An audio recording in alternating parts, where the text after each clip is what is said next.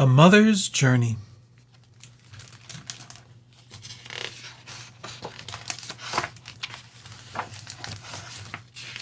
In the rosy glow of the setting sun, in mid-May, when Antarctica's winter has just begun, a young female emperor penguin pushes out her egg. It is the very first egg she has ever laid. Cream white and cone-shaped, it is softball-sized and steaming from her body's heat. Her mate waddles fast to pick it up, but bending forward she scoops the egg onto her feet. Then she covers it with her belly flap and holds it snug in her warm brood pouch. The male sings his song and nudges her neck until at last she lets the egg roll out. This time the male scoops it up and pushes it into his own brood pouch. His winter's job has now begun. During the next 2 months, a tiny chick will grow inside the egg, and all the while the male will keep it warm and safe from the fierce winter storms that blow across the Antarctic ice. The partners sing a last duet, then the young female joins a line of female emperors marching away from the colony. She too has a job to do. She needs to feed herself and build up strength to be a mother. Then, shortly after the chick hatches, she will come back with food for her hungry baby. But the closest food is in the open sea, more than 50 miles away. Flopping on her belly, the young female scoots along, following the others over the ice-crusted snow, and the tracks they leave trail after them.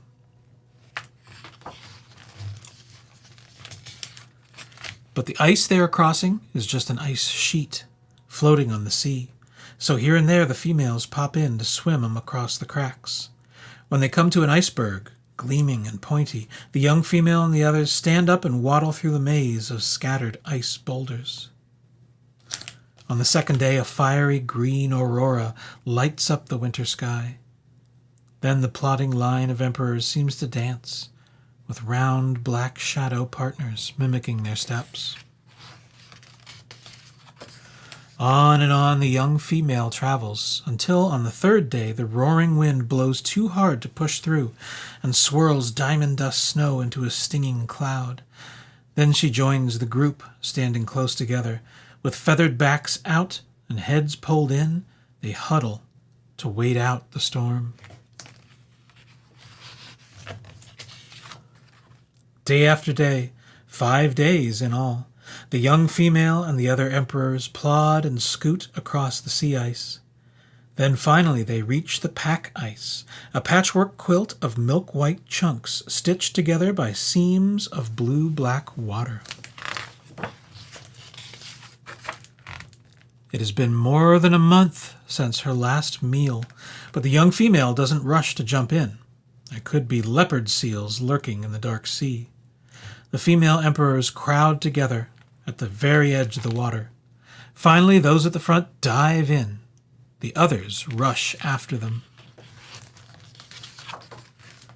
Flapping her flippers, the young female flies through the water, zipping this way and that, until with swift and graceful twists, she swims into a school of shimmering silver fish and easily swallows her fill. Every day the young female searches for food, sometimes alone and sometimes with others. She always goes hunting when the sky is brightest, even when that means hunting by moonlight. She needs to see cracks in the ice cover where she can poke her head out and take a breath before diving again. Some days the young female dines on pink krill, plucked from clusters as thick as clouds. Other days she chases fish and little squid, and darting after them she gulps down all she can catch. When she has no luck near the surface, the young female dives deep down through the dark, ice-cold water to the bottom of the sea. There she nearly always catches a scaly Antarctic Jonas fish, sometimes 2 or 3. One day a big leopard seal surprises her, swimming up fast from the dark depths, with its jaws open wide. The young female pumps her flippers hard, and, leaping in and out of the waves, swims fast and escapes. Day after day, the young female hunts and watches out for hunters. In all, she travels more than 930 miles. But it is a zigzag course that never takes her too far from the ice edge. Then one day, at the beginning of August, as the ruby-red sun peaks above the horizon, the young female leaves the sea. A feeling deep inside tells her it is time to go. If all is well, by now her egg has hatched. The young female joins the other female emperors, heading back to the colony. This time they have even farther to go. The area of ice they must cross has grown bigger during the cold, dark winter months. So, scooting and walking, the little group hurries. They have a long way to travel, and the clock is ticking. The newly hatched chicks need the food the females are bringing, stored in their bellies, and their mates cannot wait much longer to leave for the sea to feed themselves. For 7 days the female emperors march through long dark nights and short pale days, through gusting winds and blowing snow. At last, ahead they see the huddled mass of waiting males. Waddling into this group, a young female sings and listens hard for just one singer among all the others.